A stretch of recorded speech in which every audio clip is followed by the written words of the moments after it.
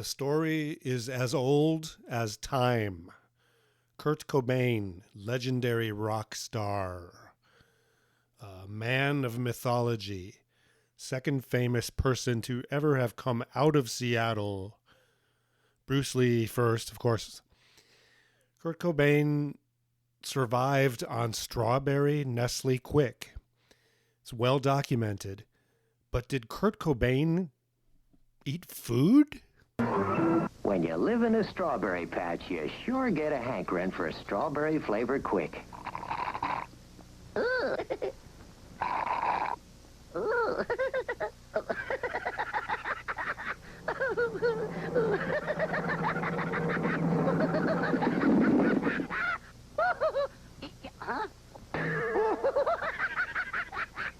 Strawberry-flavored Quick in milk. It'll tickle you pink. Hello, friends. This is Alex, host of the Doomed Planet podcast. This time around, episode 59. Did Curt Cobain eat food? The short answer is no. This is going to be a quickie again this month.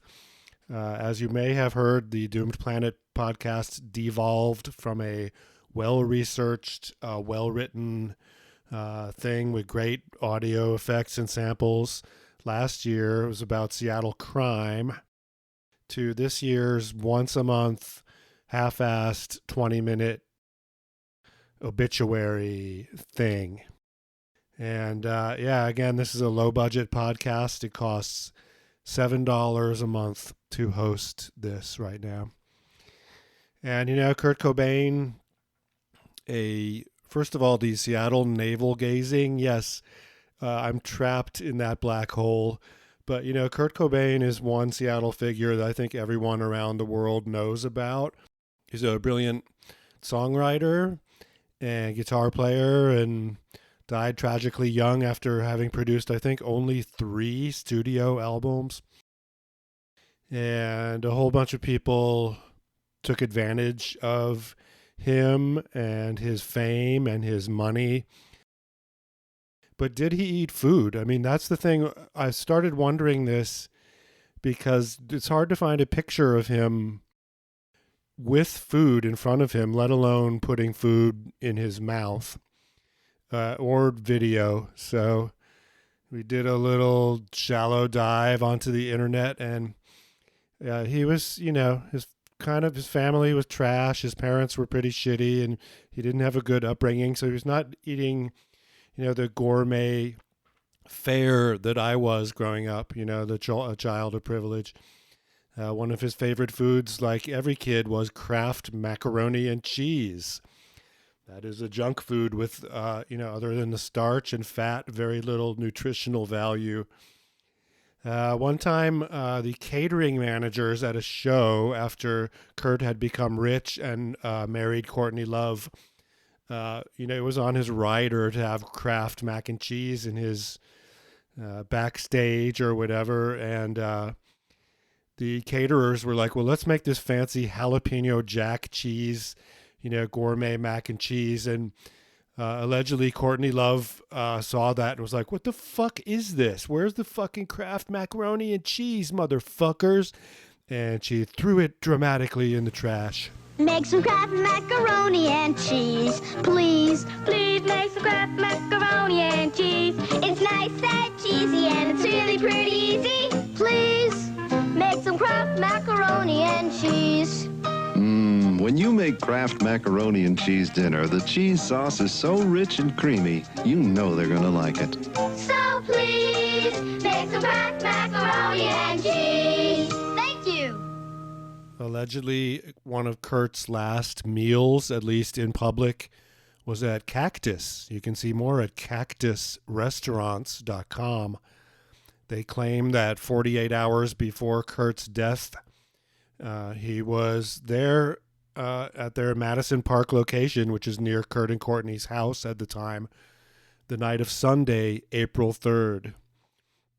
According to Brett Shaladas, the owner, it was early spring, a cold Seattle evening, but Curt Cobain still chose to be seated in the restaurant's outside seating area. They were planning to go see a movie, and while they're having dinner, they started out with dessert, which is a bit odd in my opinion, but apparently if you're doing heroin, you're into sweet things. Yes. The staff at Cactus who served Cobain and his group say he seemed to be in good spirits. He enjoyed the longtime menu favorite, this is again allegedly bananas dolce, still on the menu today. Again, Cactus, I've been in Seattle over 30 years. This has never really been on my radar. It's still around, I guess, whatever. And that would be bananas sauteed in brown sugar and rum. They asked the owner of the restaurant for movie listings. They decided to go watch The Piano. I have no idea if Curt Cobain went to the movies the night before his death or the night of his death. When Cobain paid his bill, the waiter went to run his credit card. It was declined, even though he's worth millions of dollars at the time. Courtney had canceled his credit card, and she is a monster. If she dies, we'll do an obituary episode about her. The waiter went to go talk to him. It was obvious he was high on heroin. Where he was supposed to write the name of the restaurant, he'd written the dollar amount. It was gibberish, but it was still decipherable. Oh, he wrote a check. He had to write a check. So I accepted the check. That's the last time I ever saw him. I wish I had held on to that check. I did try afterwards to get it back from the bank, but the check had already gone through the system and it was too late. Again, everyone wants a fucking piece of Curt Cobain. This guy's like, the poor guy killed himself and was very troubled. And this restaurant guy's like, I wish I'd held on to that autograph because it would be worth so much money. And back when I published a newspaper, one of our most popular stories online was something I wrote about, who makes the most money from Curt Cobain. And I listed the usual suspects. So we'll get to that Cobainbuck story at the end of the podcast here. I dredged it up. Bruce Pavitt, a good person and the co-founder of Sub Pop Records, wrote a story recently, An Oral History of Grunge Food. And again, navel-gazing into Seattle when the rest of the world doesn't care. But no, you can get clicks if you mention Curt Cobain. And you try to mention Gas Huffer or the U-Men or something, then people start to drop off. But Seattle is so fascinated with itself, and especially with this period of the music scene, that there's just endless documentation. There are museums devoted to this. I'm thinking of like all these hardcover books of photos and stuff. There's one entirely devoted to the U-Men, a great band, but they didn't rock the entire world like Nirvana. And God, it's like every poster has been saved, and I guess I'm one of those geeks. Anyway, Bruce wrote this great piece for Eater, the clickbait website. Sub Pop Records founder Bruce Pavitt and other grunge heavyweights honor the cheap food that made the music scene possible. Curt might have gone to Mama's Mexican Kitchen. Every town in the 1970s had a shitty Mexican place run by white hippies. Mama's was that place. The guy got rich doing it, and the food was horrible. They also mentioned that the off-ramp had food. Oh, that was Steve Fisk, producer of Nirvana and Soundgarden, mentions that Curt might have gone to Mama's. Probably not eating while he was there. He's not stupid. The off-ramp closed in 1999. Had hash after the bash. I had never heard of this. The famed late-night 50-cent scrambled egg and hash-bound breakfast, according to Bruce. Now, this is the filthiest club in the history of Seattle. Just disgusting. Bathrooms overflowing with filth and needles on some nights. And I was never there late at night for the hash bash, luckily, and I bet Curt was not either. So how did Curt Cobain survive for so many years not eating food? Well, I think if you're a heroin addict, this is going to sound weird. That gives you a reason to live. That gives your body a desire to keep living so you can have one more fucking shot of that good stuff. Ever notice when you're making up some quick, you stir until it's rich and thick? You hate to take that first little sip, 'cause you know it'll be gone in a zip. It's so rich and thick and chocolate that you can't drink it slow. If it's quick, do-do-leo. That's the saddest sound I know. You're doing a Google image search for Curt eating, Curt food. You'll see him with a cigarette in his mouth, holding a cake but not eating it. He's holding a pizza, pretending to bite into it and not eating it, licking an ice cream bar or pretending to, a cigarette in his mouth, holding an ice cream cone, eating a banana and he's not swallowing it. There's some banana in his mouth. He's in front of a sign that says smoked sausage and he's putting a hot dog to his mouth but not eating it. There's a picture of him, Curt, eating a slice of pizza. You can't see him eat it, but he's shoving it towards his mouth.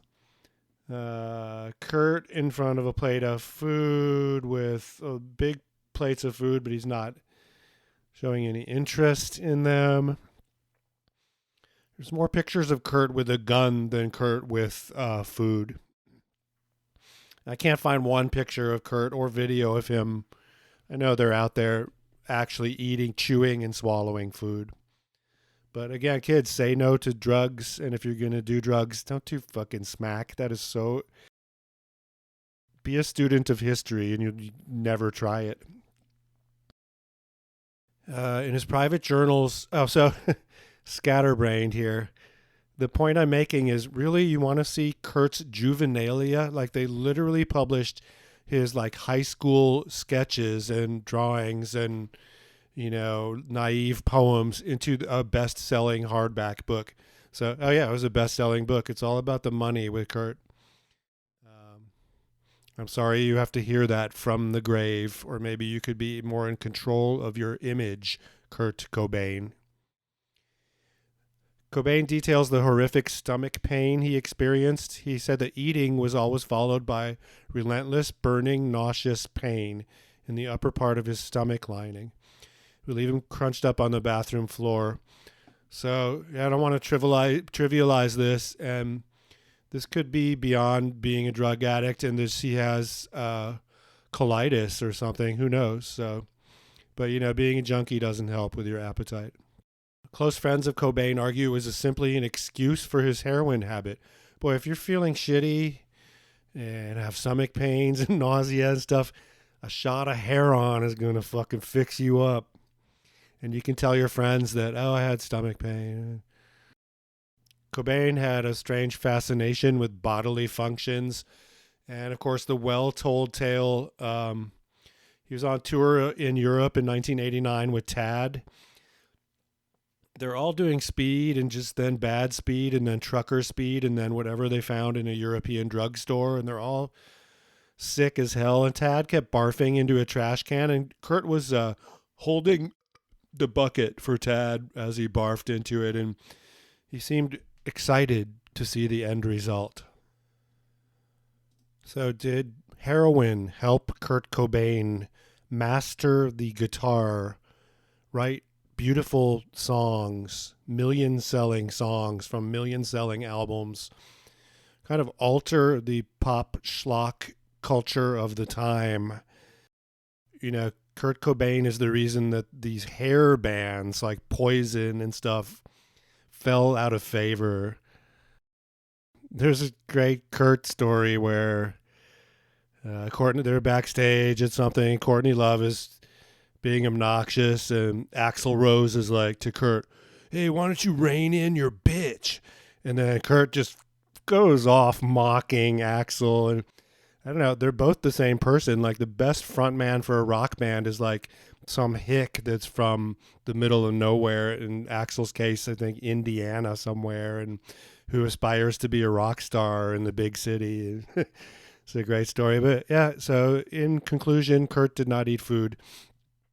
A few years ago, this appeared in GeekWire, 30 years after his iconic photos captured the rise of grunge, Charles Peterson turns his eye to Instagram. This is a story about the acclaimed photographer Charles Peterson. Again, before I diss him, he's a nice guy. He's not evil. And he joined Instagram and he's like, yep, I'm that guy, the famous grunge photographer. And I don't know, it's really, he made a lot of money from, being this good photographer who's on the scene from the very beginning and knew all these people. But, his fortune was made, and the way he bought his house was when Curt Cobain killed himself. I'm old school. I come from the darkroom days, Peterson told GeekWire for this story. Picture, for example, Peterson's life in 1994 when Nirvana frontman Curt Cobain died. He didn't have digital images or the ability to email them. God, in 1994, I had a scanner and stuff. I could have helped him out. Or hooked him up with, at a print shop where they have a high-end scanner. There was no web archive for publishers to select what they wanted to use. What? Okay.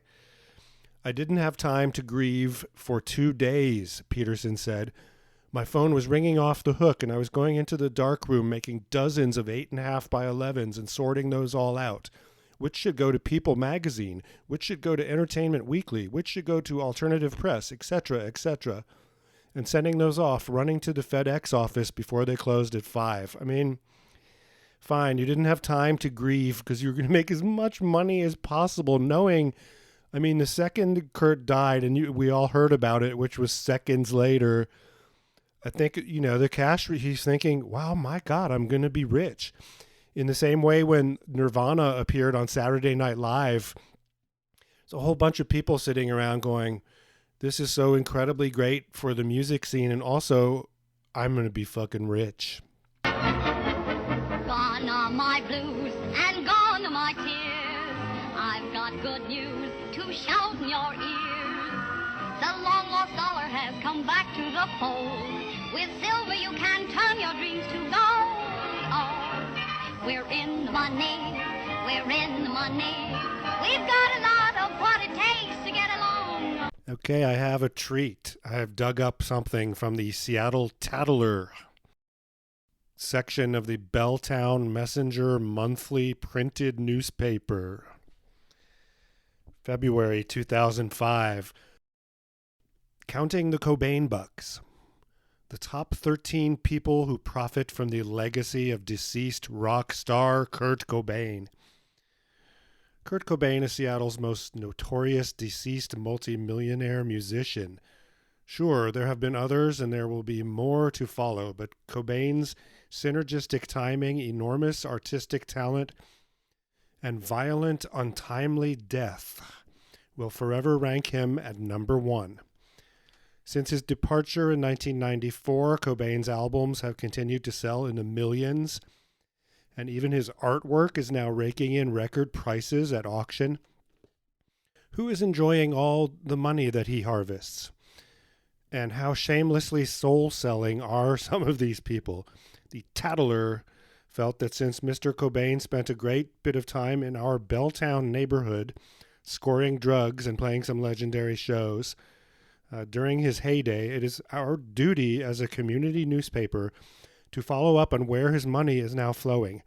We apologize in advance to the people on the list who really have no reason to be ashamed of their Cobainbucks, including Chris and Dave from Nirvana and Kurt's beautiful daughter, Frances Bean. Yeah, we'll talk about Chris in a second. No longer a fan. Courtney Love blew into town and snagged Curt away from other gold diggers, indie rock girls, right as his fame exploded. Pressured Curt to give him a marriage license and a baby. Cobainbucks, $30 million plus. Love is the sole heir to the Cobain estate, as well as a 1/3 partner in Nirvana LLC with the other 2 bandmates. She recently licensed his diaries for $4 million. Again, we could go on and on and on with her. Bad person. Number 2, David Geffen. Cobain connection, signed Nirvana to Geffen Records.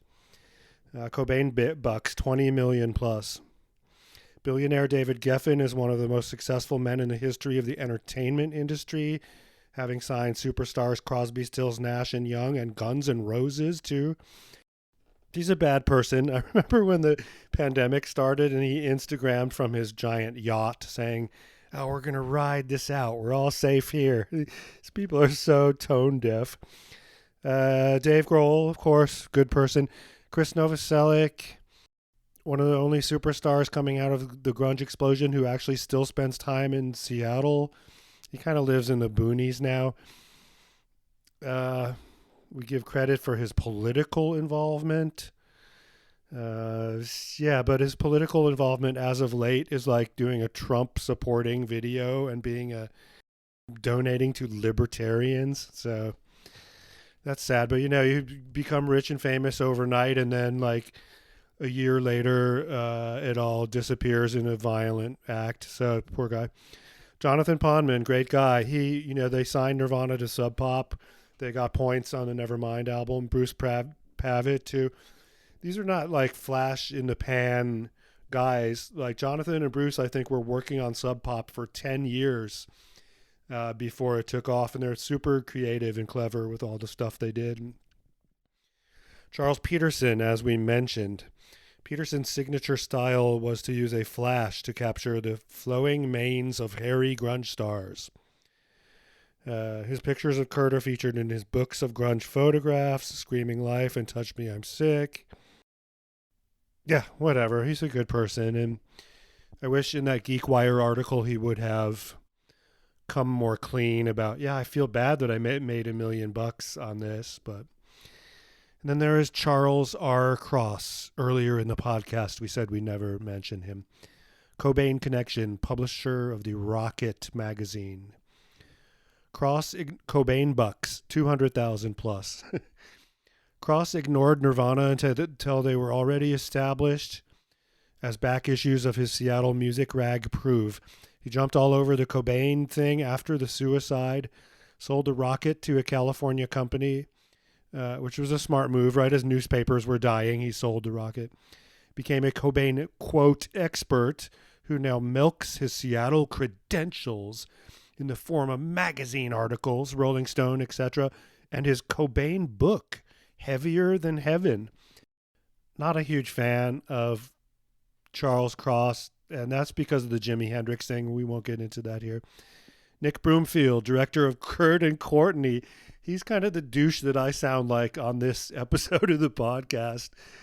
Highly entertaining film about the possibility that Courtney was involved in Kurt's murder. Kim Cobain. In 1993, a girl I worked with at the all-lesbian pizza place was dating Kim. That was me, so I can testify to the veracity of that. She lent her some family photos, which I was fortunate enough to see. Kim since then has sold Cobain memorabilia like those photos. Yeah, I remember Kurt bought Kim a truck. It's like, hey, I'm rich and famous. Can I buy you a truck? Tracy Marander was Kurt's first girlfriend in Olympia. She owns several early Cobain oil paintings. Said to be worth hundreds of thousands of dollars, and she got interviewed by Nick in Curt and Courtney. Richard Cole tracked down Kurt's grandfather, as I mentioned earlier. According to Forbes magazine, rock memorabilia dealer Richard Cole gave Leland Cobain $16,000 for his remaining stash of his grandson's effects, a Christmas card and other crap, after tracking him down to his trailer in Montesano, Washington. And, of course, Richard Lee, creator of the long-running Seattle cable access TV show Curt Cobain Was Murdered. Curt Cobainbucks that he's earned $37.50. Lee is known to film up his own nose while theorizing about who killed Kurt. He's still at it 10 years after Cobain's death. This is in 2005, and public access TV is not a thing anymore, I don't think, so he's gone. Made a career out of harassing anyone involved with Curt Cobain, tracking them down, videotaping them, and Seattle Cable 2977 that no longer exists. Well, that's it. I mean, we'll end with Richard Lee. And it's a throwaway episode here. What just happened? Nobody cares. I mean, we live in a capitalist society, and every penny is going to be wrung out of everything. And, Curt Cobain, he's not in the public domain. He's not owned by all of us. He's owned by these music industry people and intellectual property people that milk him to the bone for every single penny, and he's not around to enjoy any of it. This has been the Doomed Planet podcast. We'll see you soon. Homemade macaroni and cheese makes a hit, and it's simple with Kraft macaroni and cheese dinner. Only a nickel a serving, too. You get tender macaroni and new, improved Kraft grated that makes Kraft dinner golden with rich cheddar flavor. For this tasty main dish, we've spooned into it onto frankfurters that we've split and broiled and then spread with mustard. The garnish is pimento. Enjoy it often. Kraft macaroni and cheese dinner. And to get any of tonight's recipes free, send a postcard with your name and address to Kraft Television Recipes, Box 1718, Chicago 77, Illinois.